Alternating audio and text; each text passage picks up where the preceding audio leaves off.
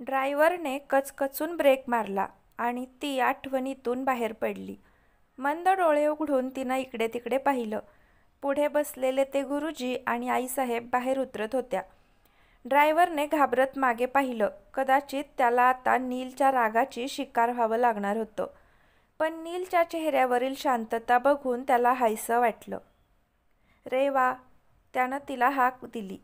पहिल्यांदा त्यानं तिच्यासमोर तिचं नाव घेतलं होतं आणि ते घेताना ती त्याची आहे ही भावना त्याच्या मनाला सुखावत होती. सॉरी, झोप लागली. पोहोचलो का आपण? ती पूर्ण डोळे उघडत घाबरून आजूबाजूला बघत बोलली. नाही, म्हणजे ते आईसाहेबांना शुगर आहे ना, त्यांना सारखं काहीतरी खावं लागतं. घरी पोहोचायला अजून अर्धा तास आहे. तेवढ्यात त्यांची शुगर लो झाली तर उगाच प्रॉब्लेम होईल, म्हणून त्या कॅफेत गेल्या आहेत. तू काही घेणार का? नाही, म्हणजे दुपारी तू नीट जेवली नाहीस ना, भूक लागली असेल तर काही मागवू का? तो नाही, नको, ती त्याच्याशी नजर न मिळवता बोलली. ड्रायव्हर, 2 कॉफी घेऊन या.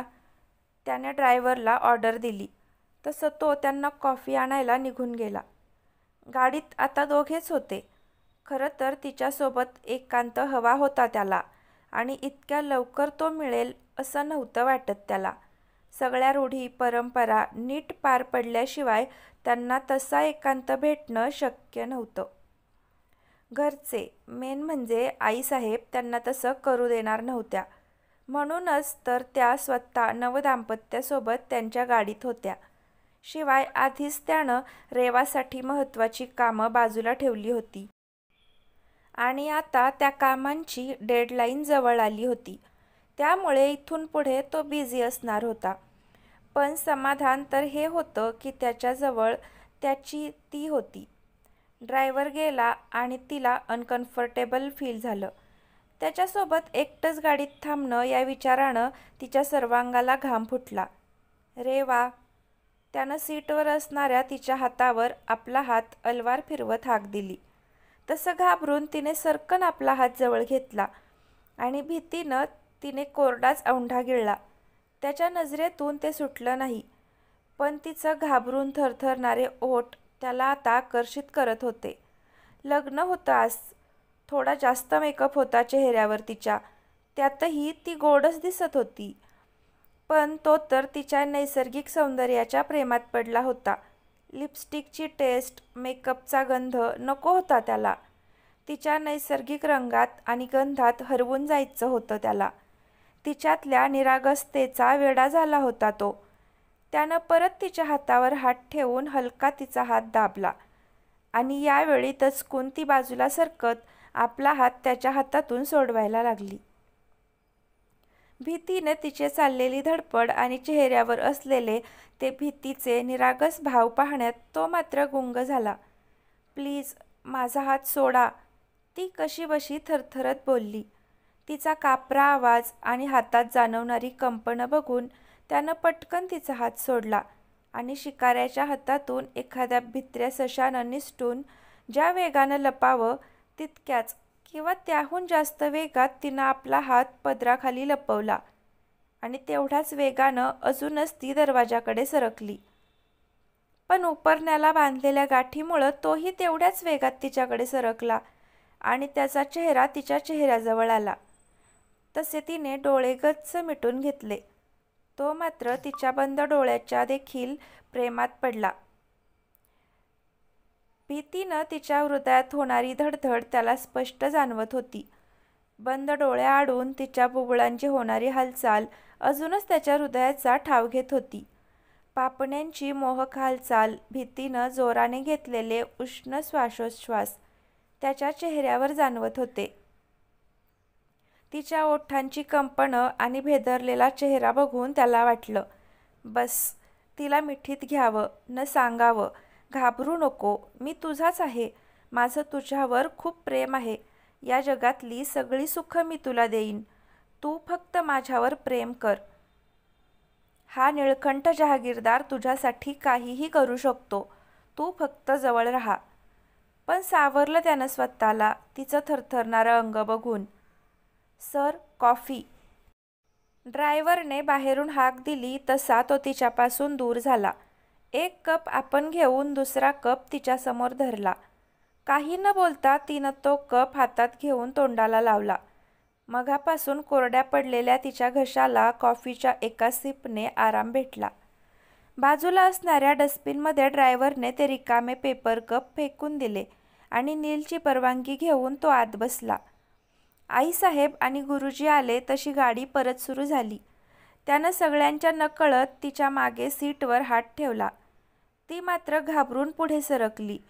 पुढचा सगळा प्रवास तिनं डोळे बंद न करता अवघडून बसत केला. इकडे हर्ष त्याच्या नव्या प्रवासाला लागला होता. आजच त्याने ते शहर सोडलं होतं. गेली 20 वर्ष तो या शहरात होता. असं अचानक आपल्याला या शहराला कायमचं अलविदा करावं लागेल असं स्वप्नात देखील वाटलं नव्हतं. तसं तर त्याला शहर सोडून जा असं कोणीच म्हटलं नव्हतं. पण या शहरात राहिला असता तर रेवाच्या आठवणींनी त्याला स्वस्थ बसू दिलं नसतं आणि असं असताना त्याला त्याचं ध्येय गाठणं निव्वळ अशक्य झालं असतं. म्हणून मग त्यानं स्वतः हे शहर सोडायचं ठरवलं होतं. गाडीनं पकडलेल्या वेगासोबत त्याच्या भूतकाळाच्या आठवणींनी वेग वाढवला आणि नकळत तो रेवा पहिल्यांदा भेटल्यापासूनचा आठवणींचा प्रवास करत तो परवाच्या दिवसावर वर आला. तो दिवस आठवला आणि त्याचे डोळे झरझर वाहू लागले. आयुष्यात विसरू शकणार नाही होता का तो? त्यांची अशी अचानक झालेली शेवटची भेट, पुन्हा कधीच न भेटण्यासाठीची. फ्लॅशबॅक. निधीनं रेवानं दिलेला मेसेज त्याला दिला आणि तो सगळं सोडून तिची वाट बघत त्यांच्या नेहमीच्या ठिकाणी थांबला.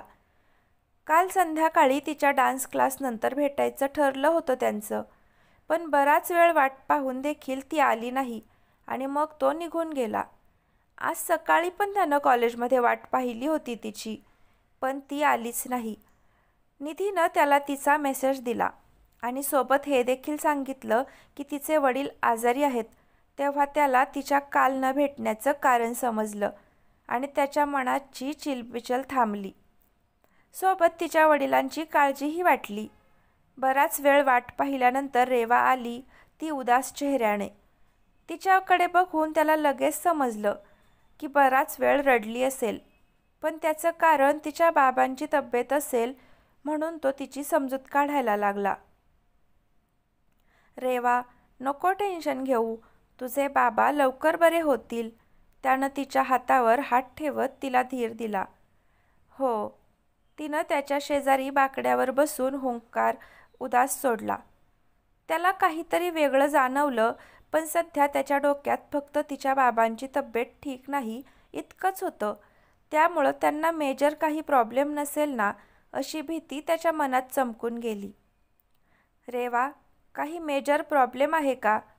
तो तिच्यासमोर तिच्या पायापाशी बसत तिचे दोन्ही हात हातात घेत बोलला. रेवा, काय झालं? तिच्या डोळ्यातले 2 थेंब त्याच्या हातावर पडले आणि त्याच्या मनात धस्स झालं. नेहमी निरागस हसरा चेहरा असणारा त्याच्या काळजाचा तुकडा आज अगदीच कोमेजून गेला होता. नेहमी त्याचे हृदयाचे ठाव घेणारे तिचे डोळे निस्तेज झाले होते आणि त्याचं कारण तिच्या बाबांचं आजारपण नक्की नव्हतं हे त्याला समजून आलं. रेवा, सांग ना, काय झालं? मुसमुसणाऱ्या तिचा हात पुन्हा एकदा हातात घेत त्यानं काळजीनं विचारलं. Harsh, I am sorry. तिचा हुंदका फुटला. त्याला मात्र तिच्या माफीचं कारण समजलं नाही. रेवा, घे, पाणी घे आणि नीट सांग काय झालंय. तो तिला पाण्याची बॉटल देत बोलला. हर्ष, मी तुला धोका देत नाहीये, मला समजून घेशील ना? तिनं मुसमुस करत विचारलं. मी कधी म्हणलं ग की तू मला धोका देतेस? वेडीच आहेस. कोणीतरी काहीतरी बोललं आणि लागली रडायला. त्यानं हसतच तिच्या डोक्यात टपली मारली. कदाचित तिचा काहीतरी गैरसमज झाला म्हणून रडतीये असा विचार करून तो रिलॅक्स झाला. हर्ष, मी आपलं हे रिलेशन पुढे नाही नेऊ शकत. एका श्वासात तिनं बोलून टाकलं आणि हुंदके देत रडू लागली. रेवा, आश्चर्यानं त्याच्या तोंडातून फक्त तिचं नाव पडलं आणि गळा भरून येऊन त्याच्या डोळ्यातून अश्रू त्याच्या गालावर कधी आले हे त्याला समजलं देखील नाही. मुळातच तो सालस, शांत, समजूतदार, मृदू स्वभावाचा. तिला जाब विचारावा असं वाटलंच नाही त्याला. त्याची रेवा काही कारण असल्याशिवाय असा निर्णय घेणार नाही याची खात्री होती त्याला. म्हणून मग तिला कारण विचारण्यापेक्षा तिनं ते कारण देण्याची वाट पाहत बसला तो. कितीतरी वेळ दोघं मुक्क अश्रू ढाळत होते. त्याचं मन आक्रंदत होतं, जाब विचारत होतं मनातल्या मनात देवाला. का त्यानं रेवापुढे असा पेच निर्माण केला की तिला असा निर्णय घ्यावा लागला? त्याला काय माहीत, हा पेच देवानं नाही तर तिच्या बाबांनी निर्माण केला होता. रडण्याचा बहर ओसरला तसं रेवा थोडीशी सावरली. हर्ष तिला समजून घेईल याची खात्री होती तिला, आणि म्हणूनच तिनं फार घुमवून फिरवून न बोलता डायरेक्ट मुद्द्याचं सांगितलं होतं त्याला. आत्ता त्याच्या मनाची काय अवस्था असेल हे तिच्याशिवाय जास्त कोणाला माहीत असणार ना. जास्त वेळ नव्हता तिच्याकडे, म्हणून तिनं बोलायला सुरुवात केली. हर्ष, काल बाबांना अटॅक आला होता. ते खूप अस्वस्थ झाले. त्यांना माझी काळजी वाटत होती, म्हणून त्यांनी माझ्या लग्नाची इच्छा बोलून दाखवली आणि हट्ट करून बसले की मी लवकर लग्न करावं. ती नाक ओढत बोलली. हर्ष मात्र अगदी शांत बसला होता. काय बोलणार होता तो? डोळ्यातले अश्रू मात्र थांबायचं नाव घेत नव्हते. मी प्रयत्न केला, म्हणजे तुझ्यावर प्रेम आहे आणि तुझ्याशी लग्न करायचं आहे म्हणून सांगितलं त्यांना. पण त्यांना आत्ता माझं लग्न पाहायचं आहे. मला म्हणाले की हर्षला बोलाव आणि कर लग्न त्याच्याशी, पण या काही दिवसात माझ्यासमोर तुमचं लग्न होऊ देत. पण ते आता शक्य नाहीये, माहीत आहे ना तुला. ती त्याचा हात हातात घेऊन बोलली. ती त्याला समजावत होती की स्वतःला हे तिलाही कळत नव्हतं. बाबा आणि प्रियकर यांच्यामध्ये अडकलेल्या तिची घालमेल समजली त्याला. मूळचा समजूतदार जो होता तो. रेवा, शांत हो. त्याचा किंचित थरथरणारा, तिला धीर देणारा आवाज. हर्ष, बाबांनी नाही घेतलं समजून. मी त्यांना हो बोलले आणि त्यांनी माझं लग्न ठरवलं पण रे. ती स्वतःचा चेहरा लपवत ओक्साबोक्शी रडू लागली. रेवा, नको ना राणी रडू. तो स्वतःचे अश्रू पुसत बोलला. सकाळी मी उठायच्या आधी पाहुणे घरी हजर होते आणि परवा लग्न आहे माझं. तिचा भरलेला दुखरा आवाज. सगळं इतक्या पटपट घडत होतं आणि मिनिटाला ती त्याच्यापासून लांब जाताना त्याला दिसत होती. हर्ष, जमलं तर माफ करशील का मला? मी तुला वचन दिलं होतं तुझी साथ शेवटच्या श्वासापर्यंत न सोडण्याचं. आज मी ते वचन मोडलं. माफ कर. ती त्याच्यासमोर हात जोडून उभी राहिली. रेवा, काय करतेस? वेडी आहेस का? अगं, हात काय जोडतेस?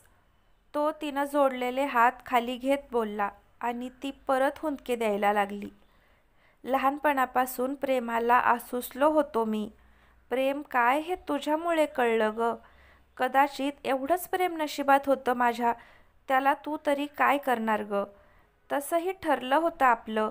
मला चांगला जॉब लागला की मागणी घालायची तुझ्या घरी, आणि तुझ्या बाबांनीही नाही म्हणलं नसतं, कारण त्यांनी स्वतः तुला तुझ्या पसंतीच्या मुलाशी लग्न करायचं स्वातंत्र्य दिलं होतं. पण म्हणतात ना, काही गोष्टी नशिबात नसतील तर कितीही प्रयत्न करून त्या मिळवता येत नाहीत. अगदी तसंच काहीसं झालं ग. माझ्या नशिबात प्रेम नव्हतं, ना आईवडिलांचं ना प्रेयसीचं. तो निराशेनं बोलला. पण रेवा, मला तुझा अभिमान वाटतो. आपल्या प्रेमाची तिलांजली देऊन तू तुझ्या बाबांसाठी लग्नाचा निर्णय घेतला. आईवडिलांचं प्रेम मिळणं नशीब असावं लागतं ग. मी तर जन्माला आल्यापासून पोरका झालो त्याला. तू नको होऊस. माझ्यासाठी तू तुझ्या आईवडिलांच्या प्रेमाला मुकलेलं मला आवडणार नाही. आणि माझं म्हणलीस तर मला सवय आहे ग प्रेमाविना जगायची. तू कसलाही किंतु मनात ठेवू नको. आयुष्यात सुखी राहा. त्याने कापऱ्या आवाजात औंढा गिळत तिला समजावलं. हर्ष, इतका कसा समजूतदार तू? तिनं रडतच विचारलं. तसं पुन्हा त्याच्या डोळ्यातून अश्रू वाहू लागले. रेवा, पण फक्त या जन्मी हा. पुढच्या जन्मी मी तुझं काही ऐकणार नाही. आणि हो, तू ते 7 जन्माचं व्रत तुझ्या नवऱ्यासाठी करायचं नाही बरं. हा जन्म ॲडजस्ट केला, पण पुढच्या जन्मी मला असाच समजूतदारपणा दाखवायला जमेल असं नाही. तो तिची खेचत उसनं हसत बोलला. तसं तिच्याही ओठावर हसू आलं, पण दोघांच्याही हसण्यात दुःखाची लकेर होतीच. हर्ष, मला वचन हवंय तुझ्याकडून. ती, आता कसल्या वचनात नको अडवू ग. तो भावूक झाला. शेवटचं एकच. तिनं हात पुढे केला. बोल. त्यानं चेहऱ्यावरून हात फिरवत तिच्या हातावर हात ठेवला. हर्ष, तू तुझं ध्येय कुठल्याही परिस्थितीत पूर्ण करशील. स्वतःची काळजी घेशील. मी वाट बघेन पेपरमध्ये तुझा फोटो येण्याची. ज्या दिवशी तो येईल त्या दिवशी मी तुला दिलेलं वचन मोडलं या गिल्टमधून थोडीशी मोकळी होईल. आयुष्यात पुढे जाशील. मला विसर म्हणणार नाही, पण माझी जागा एका कोपऱ्यात असताना तुझ्या हृदयात दुसऱ्या कोणासाठी जागा करशील. सेटल होशील. शेवटचं वाक्य बोलताना तिचा श्वास अडकल्यासारखं वाटलं तिला. मी वचन देतो तुला. माझं ध्येय मी पूर्ण करेन. पण मलाही एक वचन हवं. माझा फोटो पेपरमध्ये येवो किंवा न येवो, तू कुठल्याही गिल्टमध्ये जगणार नाहीस. नेहमी सुखी खुश राहशील. मला विसरून जाण्यात तुझी भलाई आहे आणि हळूहळू तू मला विसरून पुढे जाशील. त्यानं तिचा हात आपल्या हातात घेत तिच्याकडून जबरदस्ती प्रॉमिस घेतलं. असं असेल तर तुलाही मला विसरावं लागेल. ती काहीशी नाराज होत बोलली. रेवा, ज्या दिवशी मी तुला होकार दिला त्याच दिवशी मी तुला माझी जीवनसंगिनी मानलं होतं. आणि आता या हृदयात दुसरं कोणीच येणार नाही ग. कोणी हट्ट करून लग्न कर म्हणून मागे लागणार नाही आहे. त्यामुळे तुझं प्रेम मला आयुष्यभर पुरेल. पण तुझं तसं नाही आहे. तू तुझ्या बाबांसाठी हा निर्णय घेतला आहेस, तर हे नातं पूर्णपणे स्वीकार. त्यात तुझ्या होणाऱ्या नवऱ्याचा काहीच दोष नाही ग. त्यामुळे तू त्याला त्याच्या हक्काचं प्रेम दे. ज्या दिवशी मला असं वाटेल की मला खरंच कोणाची गरज आहे, त्यावेळी मी नक्की पुढे जाईन. पण तसं वचन मात्र मी तुला देणार नाही. तो तिला पाठमोरा होत बोलला. हर्ष. ती, प्लीज रेवा. तो, ठीक आहे. ती नाराजीनं बाकड्यावरून उठली आणि घराच्या दिशेनं त्याला बाय न करता चालू लागली. रेवा. त्याचा भरलेला आवाज कानी पडला तशी ती मागे वळली. शेवटचं. त्यानं हात पुढे केला आणि तिनं पळत जाऊन मिठी मारली. 2 प्रेमी जीव एकमेकांच्या पहिल्या मिठीत पाहिलं आणि शेवटचं रडत होते. रेवा, सुखी रहा. त्यानं तिच्या कपाळावर ओठ ठेवले. हर्ष, एक विचारू? ती त्याच्यापासून लांब होत बोलली. तो अजूनही सुस्कारत होता. एवढ्या दिवसात, एवढ्या वर्षात, आजच का? तिनं प्रश्न केला. नाही माहीत, पण कदाचित तुझी ही मिठी माझ्या जगण्याची उमेद बनेल. तो खाली बघूनच बोलला.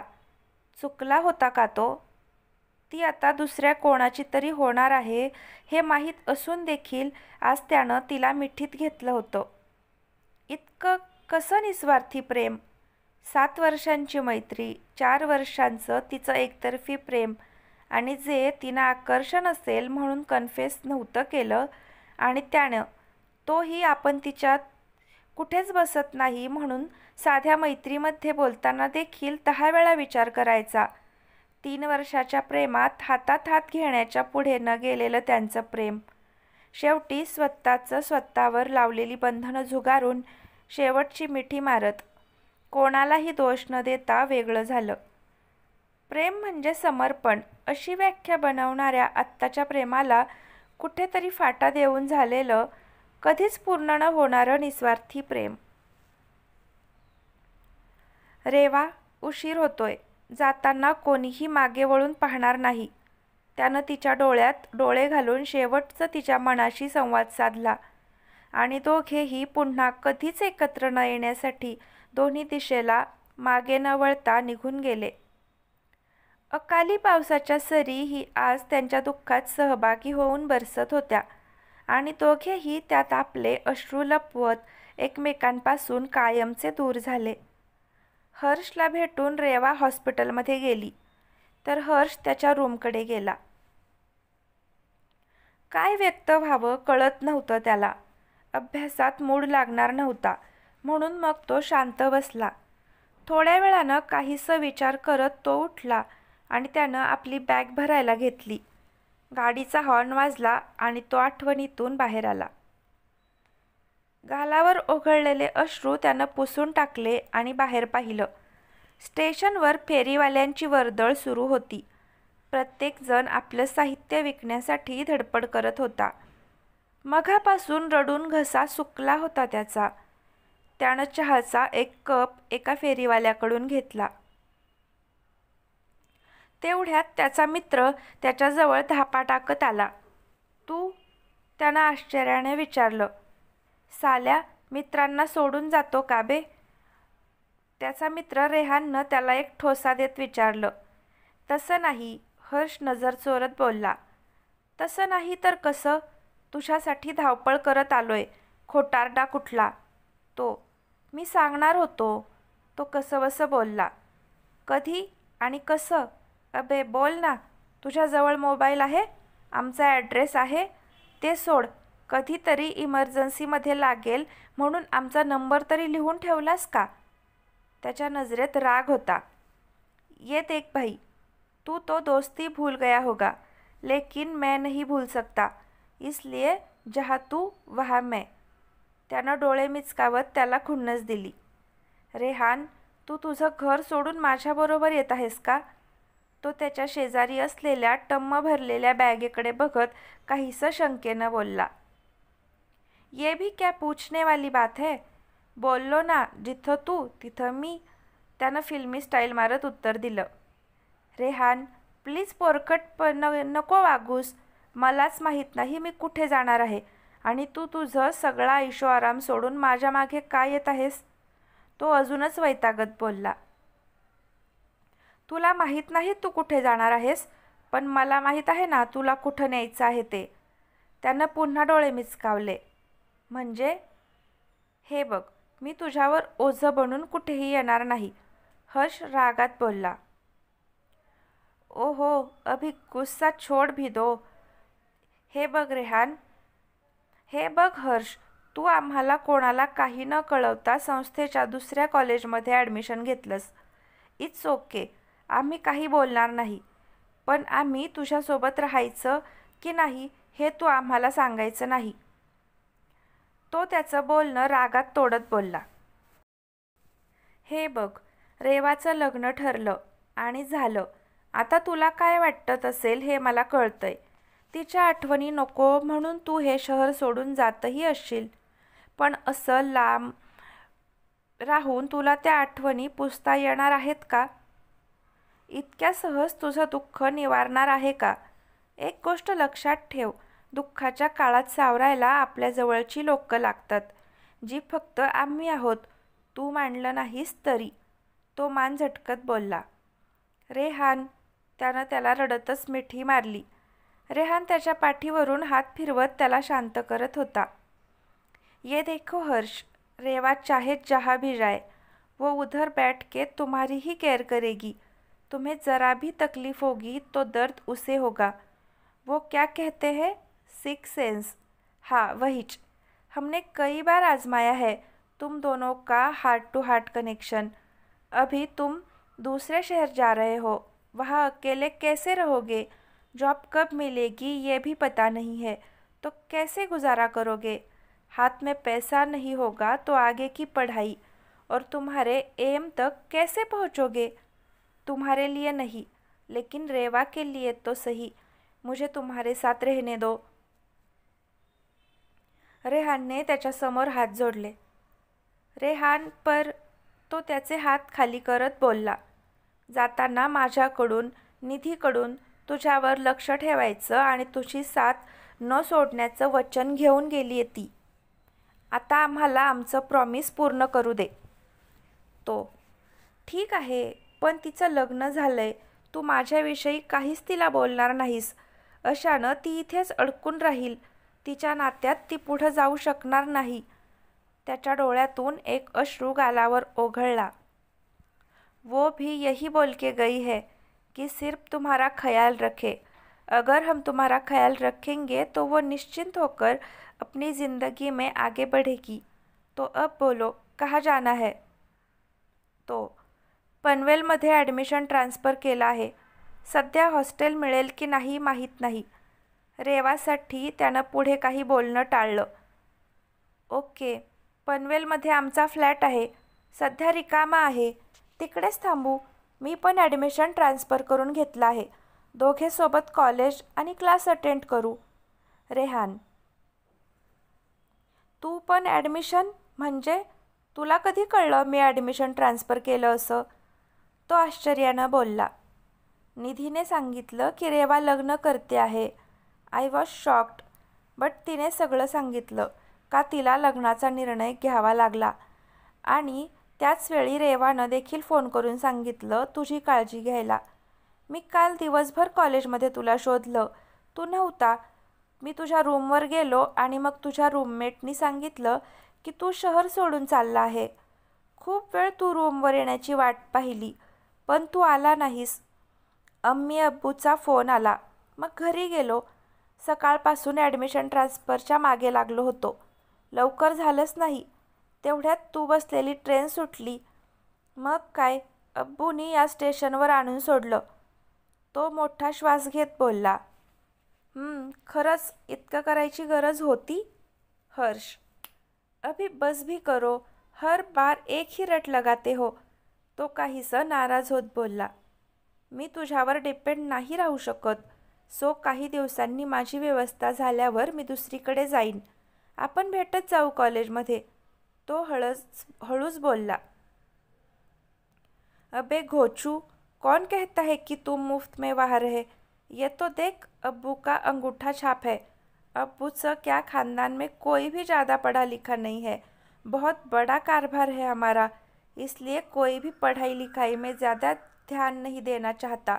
लेकिन अब्बू का सपना है कि उनकी कोई भी एक संतान सरकारी अफसर बने. तो मैंने सोचा कि मैं ही बन जाता हूँ. तो फ्लैट में रहने के बदले तुम मुझे सिविल सर्विसेज पास होने के लिए मदद करोगे.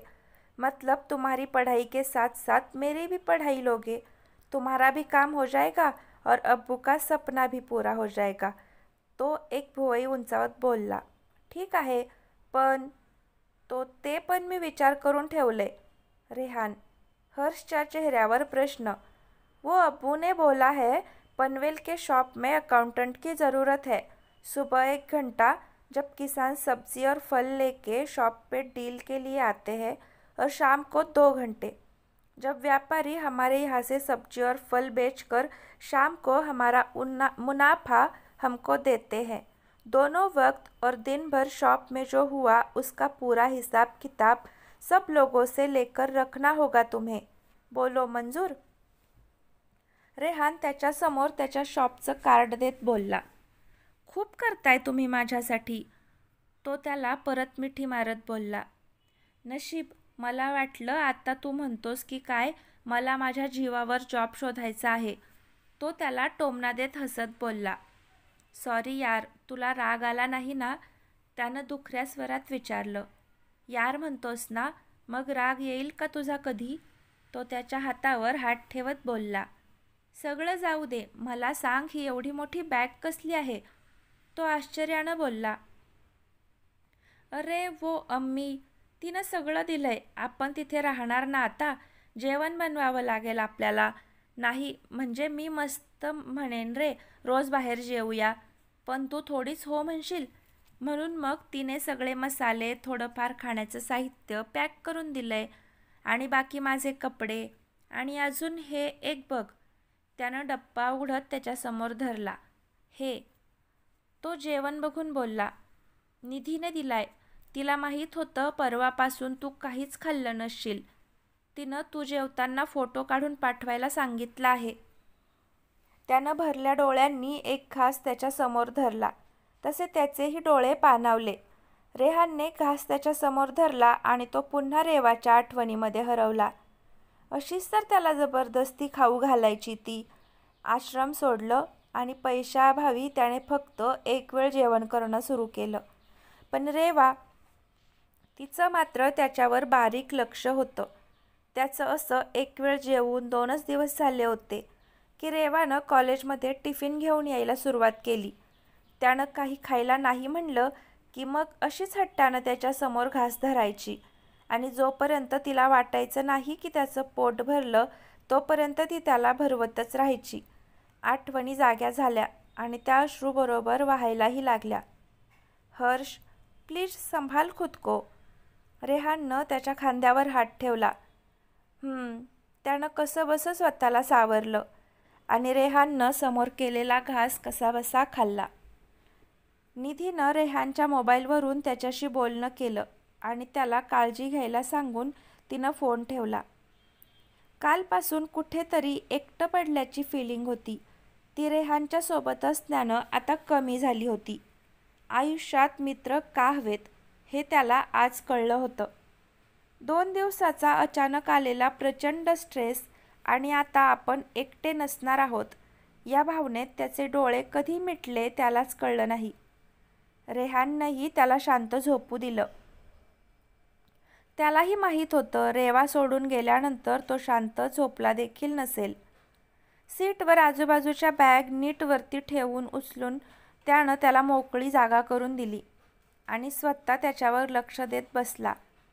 नेहमी एअर कंडिशनर गाडीतून फिरणारा, AC डब्यानं प्रवास करणारा तो मित्रासाठी आज जनरल डब्यानं प्रवास करत होता.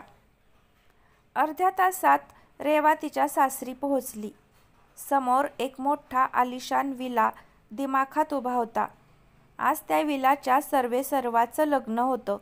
त्याच्या येणाऱ्या नवपरिणीतेसाठी आज तो विला महागातल्या महाग फुलांनी सजला होता. या महालाच्या राजाच्या राणीला पाहण्यासाठी सगळेजण आतुरतेनं वाट पाहत होते. गेटमधून गाडी आत आली आणि तो भव्य विला बघून नकळत तिचे डोळे विस्फारले. नीलच्या श्रीमंतीचा प्रत्यय त्या विलाकडे बघूनच येत होता. नील मात्र तिच्याकडे पाहून गालात हसला. कदाचित त्याला वाटलं की इतका सगळा ऐशोआराम बघून रेवा हुरळून जाईल, पण तो त्याचा निव्वळ गैरसमज होता. तिचे डोळे नक्की विस्फारले, पण केवळ असा आलिशान महल आज ती पहिल्यांदा बघत होती म्हणून. आईसाहेबांच्या वेळ बघून सगळ्या गोष्टी करण्याच्या वृत्तीमुळे शुभ वेळ टळून जाईल या घाईत उखाणा न घेताच तिचा गृहप्रवेश झाला. नील आत आला तेच ऑनलाईन मीटिंगसाठी आपल्या रूममध्ये निघून गेला, तर रेवाला काही वेळानं दुसऱ्या रूममध्ये पाठवून दिलं. पाठराखी म्हणून आलेली अमृता तर ते वैभव बघूनच हुरळून गेली होती. सोबतच रेवावर थोडी जळत देखील होती. काश तिच्या ठिकाणी मी असते हा विचारसुद्धा तिच्या मनात येऊन गेला. सूनबाईंच्या पाठराखी, आम्हाला असं अवेळी घरातून कोणी फिरलेलं आवडत नाही. तुम्ही रूममध्ये जा, फ्रेश व्हा, जेवण करून झोपा. उद्या सकाळी वाटल्यास तुम्हाला सगळा विला फिरवून दाखवतील. इकडे तिकडे डोळे फाडून बघणाऱ्या अमृताला रुक्मिणीबाईंनी त्यांच्या कडक करड्या आवाजात टोकलं. हो, ही काय चालले रूममध्येच, ती ऑकवर्ड स्माईल करत बोलली. आणि हो, आमच्या घरी लवकर उठतात, तर सुनबाईंना सांगा सकाळी लवकर उठण्यासाठी. आणि हो, तुम्हीही तेच फॉलो केलं तर बरं होईल. इथे बेड टी मिळत नाही आणि घरभर विना आंघोळीचं फिरलेलं आम्हाला आवडत नाही, हे लक्षात ठेवा दोघींनी. त्यांनी त्याच धारदार शब्दात सुनावलं आणि त्या आपल्या रूममध्ये गेल्या. एवढं मोठं घर, ठेचेला नोकर, तरीही घरच्या सुनांना किचनमध्ये बघून तिनं नाक मुरडलं आणि आपल्या खोलीत गेली. रेवासाठी वेगळी आणि तिच्यासाठी वेगळी अशा 2 रूम दिल्या होत्या म्हणून ती खुश झाली. तसंही रेवा आणि तिचं नातं इतकं काही खास नव्हतं. नंदिता आल्यापासून रूममधून बाहेर पडल्या नव्हत्या. आज पुन्हा एकदा शामरावांनी घरच्या लेकीचा स्वार्थासाठी वापर केला होता आणि त्या काहीच करू शकल्या नाहीत. याचं त्यांना जास्त दुःख होतं. पण रेवामुळे त्या शांत होत्या. घरी आल्यावर मात्र त्यांच्या डोळ्यांनी त्यांना दगा दिला. गेल्या अर्धा तास त्या फक्त नि फक्त रडत होत्या. किती समजवायचा प्रयत्न केला होता त्यांनी शामरावांना, पण त्यांनी तर ऐकलंच नाही. या उलट इतकी वर्ष गुपित असलेलं नंदिताबाबतचं सत्य रेवाला असं नको त्यावेळी समजलं होतं. आपल्या आत्याबाबत इतकं वाईट घडलं आणि हे तिला आत्ता कळलं म्हणून ती नंदितावर सुद्धा रागावली होती. आत्या कमी, तिची बेस्टी जास्त होत्या त्या, आणि बेस्टीनं एवढी मोठी गोष्ट लपवली म्हणून नाराज होती ती. कदाचित आधीच माहीत असतं तर तिनं या लोकांचा डाव ओळखला असता. परवा महत्त्वाची कॉन्फरन्स होती त्यांची. प्लेनमध्ये बसल्याच होत्या. 10 मिनिटं उरली होती. एअर होस्टेस सूचना देत होत्या. तेवढ्यात निधीचा फोन आला आणि सगळं ऐकून त्या ताडकन उठल्या. आपल्या भावाची मजल इथपर्यंत गेली हे ऐकून त्यांनी आपल्या सेक्रेटरीला मीटिंग अटेंड करायला सांगितली आणि त्या एअरपोर्टवरून बाहेर पडल्या. एवढी मोठी गोष्ट रेवानं आपल्याला सांगितली नाही म्हणून राग आलेला तिचा त्यांना, पण नंतर तिचा स्वभाव माहीत असल्यानं तो लगेच मावळला देखील. तिच्या बाबतीत काही झालं तरी पटकन ती व्यक्त व्हायची नाही. त्यात काही बाबतीत जरा जास्तच हळवी होती ती. म्हणून तर नंदितानी निधीला आपला नंबर देऊन ठेवला होता आणि सांगितलं होतं, काही जरी चुकीचं झालं तरी त्यांना फोन करायचा. निधीचा फोन आला आणि एअरपोर्टवरून डायरेक्ट आपल्या माहेरी म्हणजे रेवाच्या घरी जायला निघाल्या. तिथं पोहोचता पोहोचता संध्याकाळ झाली होती. घरी तसंही त्यांचं खास कोणी स्वागत केलं नाही आणि त्यांनीही कधी तशी अपेक्षा ठेवली नव्हती. आपल्या या घरावर त्यांची करडी नजर असली तरी देखील त्यांची आई गेल्यानंतर त्यांचं खास येणं जाणं नव्हतं. कधी रेवा आजारी असली किंवा इतर काही तितकंच महत्त्वाचं कारण असेल तरच त्या या घरात पाय ठेवायच्या. नाहीतर रेवाला बाहेर भेटण्यालाच त्या जास्त प्राधान्य द्यायच्या. त्यांना असं यावेळी इथे पाहून निर्मला चपापल्या. रेवानं घोळ घातला असं वाटलं त्यांना. आता आल्यानंतर तिला जाब विचारायचा असं मनात ठरवून ठेवलं त्यांनी. वहिनी, दादा कुठे आहे? स्वतःच्या विचारात असणाऱ्या निर्मलांना त्यांनी जरबेनं विचारलं. बरं झालं वंस तुम्ही आलात. कसं सांगू अहो, तुमच्या दादांना हार्ट अटॅक आला हो. फार दिवस नाही राहिले त्यांचे. त्यांनी उगाच डोळ्याला पदर लावून गळा काढला. तुमचे हे मगरीचे अश्रू रेवासाठी राखून ठेवा आणि दादा कुठे आहे हे सांगा. नंदिताच्या बोलण्याला रागाची धार होती. ते रूममध्ये आहेत, त्यांनी चरफडत सांगितलं. तशा त्या ताडताड पावलं टाकत शामरावांच्या रूमकडे गेल्या. सगळ्या प्लॅनची वाट लावते वाटतं ही बया. माझ्या बाबाचा 1 रुपया माझ्या हाती लागू दिला नाही आणि आली आता आमच्या सुखात नाक खुपसायला. निर्मला रागात धुसफूस करत मनात बोलल्या आणि चोर पावलांनी आपल्या रूमकडे वळल्या. दादा, काय चाललंय तुझं, समजेल का मला? पाठमोऱ्या असणाऱ्या शामरावांना त्यांनी रागात विचारलं. नंदिता तू? लहान असली तरी या क्षणाला त्यांना तिची भीती वाटली. हो मीच. तुला काय वाटलं? तू रेवाला ब्लॅकमेल करशील आणि मी गप्प बसेन? त्या त्यांच्या डोळ्यात डोळे घालत बोलल्या. मी ब्लॅकमेल कुठे काय? ते उगाच छातीला हात लावत बोलले. ही नाटकं रेवापुढे. रेवाच्या मर्जीविरुद्ध लग्न ठरवायची हिंमत कशी केली तू? तिनं पुन्हा एकदा जळता कटाक्ष टाकला. अच्छा, कळलं का तुला तिचं लग्न ठरवलं ते? ते कुस्तीत हसले. आता कळलंच आहे तर परवा लग्न आहे तिचं. तुला सांगणार तर नव्हतो, पण आता बिनबुलाये मेहमान आलीच आहेस तर लग्न अटेंड करून जा. चेहऱ्यावर तीच मग्रुरी ठेवत ते बोलले. काय दादा, तुला कळतंय का? तू काय करतोस? रेवा लहान आहे अजून आणि तिला न विचारता लग्न ठरवलंसच कसं तू? त्यांचा अजूनच संताप. तिला हे लग्न मान्य आहे. ते निवांत बेडवर बसत बोलले. तू असं ब्लॅकमेल केल्यावर ती बिचारी नाही बोलेल का? यावेळी रेवाच्या जीवावर कुठली नवी डील केलीस? त्यांनी तीक्ष्ण नजरेनं त्यांच्या नजरेला नजर भिडवत विचारलं.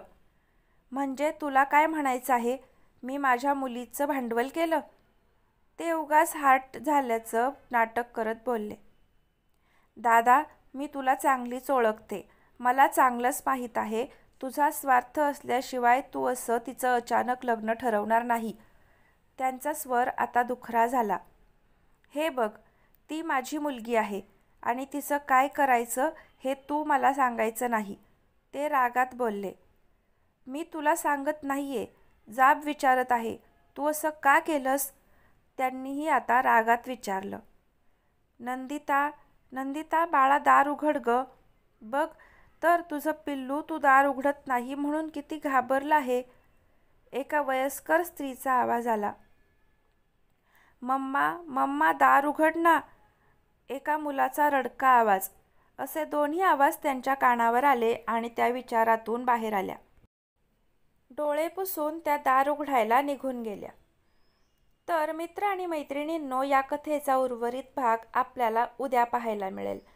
कथा कशी वाटली ते कमेंट करून सांगा. आवडली तर लाईक करा आणि चॅनलला सबस्क्राईब नक्की करा. धन्यवाद.